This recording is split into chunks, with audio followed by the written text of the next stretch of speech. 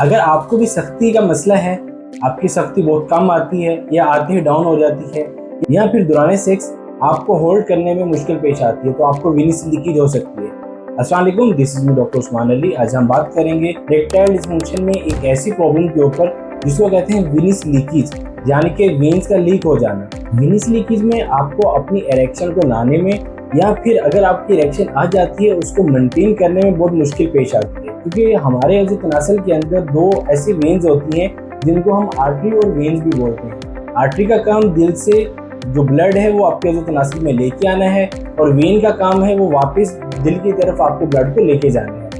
अब होता क्या है कि जब आपको इरेक्शन आती है तो आपकी आर्टरी में ब्लड आता है, तो वापस ले जाने वाली जो वेन होती है वो लॉक हो जाती है और तमाम ब्लड जो है वो आपके तनासल के अंदर स्टोर करता है, जिससे आपको इरेक्शन आती है। वेनिस लीकेज में होता क्या है कि आपकी कहीं ना कहीं से वो वेन लीक हो जाती है, जिसकी वजह से प्रॉपर जो है आपकी ब्लड सर्कुलेशन नहीं हो पाती और ना ही वो आपका ब्लड जो है आपके तनासल के अंदर स्टे कर पाता है, जिसका नतीजा ये होता है कि आपकी इरेक्शन डाउन होना शुरू हो जाती है। इसको कहते हैं वेनिस लीकेज।